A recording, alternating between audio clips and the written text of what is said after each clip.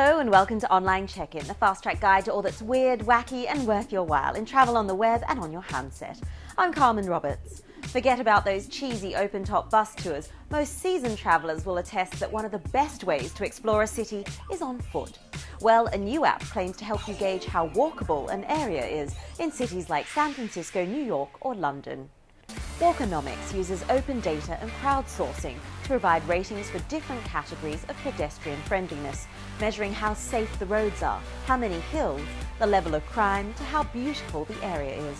And although some of my street searches came back with multiple listings, and some will argue that the crime assessments might be subjective, it's a great concept for travellers wanting to walk off that double cream cheese bagel in New York or that bacon butty in London. For most of us, it's not enough to simply walk around and see all the obligatory sites. We also want to have a unique and local experience.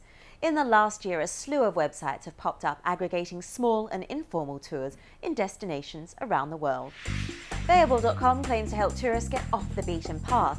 It's a community marketplace where you can discover, book and offer tours and unique activities, like discovering the underground bars and nightlife of Istanbul, a homeless tour of San Francisco, or go fishing with a Fijian king.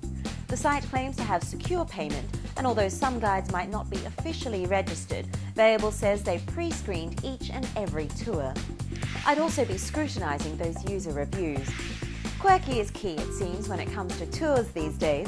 Kidsy.com is yet another startup claiming to have passionate individuals organising and booking activities in over 140 cities and 40 countries.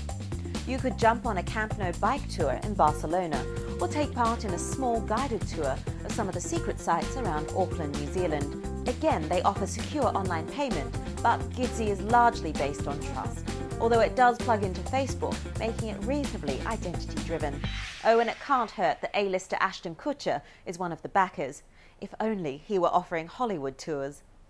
Travel is getting so social these days, from locals giving tours to opening the doors of their homes. This next site is a cross between Airbnb, couchsurfing and good old-fashioned bartering. StayDo.com lets people from around the world offer a room and board in exchange for either work, money or free of charge. For instance, you could volunteer to teach English or do farm work for a room, or simply pay a small fee to stay with a local.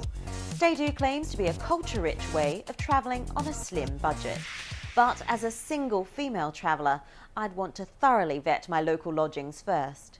If you've come across any handy websites or apps, drop me a line. The address is fasttrack@bbc.com. Or else you can write on our Facebook wall or send us a tweet. We're on Twitter too.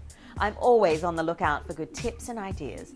It's Tweet of the Week time now, and Craig Platt from Fairfax Travel shared this video of the Harlem Shake on a plane. Passengers on board the Frontier Airlines flight from Colorado Springs to San Diego joined a local ultimate frisbee team shaking in the aisles. However, the suits at the Federal Aviation Administration are said to be far from amused. While some want to take the fun out of flying, Air New Zealand seem bent on giving their passengers a good laugh. They've roped in adventurer Bear Grylls to star in their latest airline safety video. I gotta hand it to them, I'm usually yawning during this part of the pre-flight routine, but this will certainly make passengers sit up and watch, and maybe even giggle. Enjoy, see you next time. The app that rates the walkability of your streets, and Air New Zealand's latest in-flight safety video answers the call of the wild. That's Online Check-In later in the programme.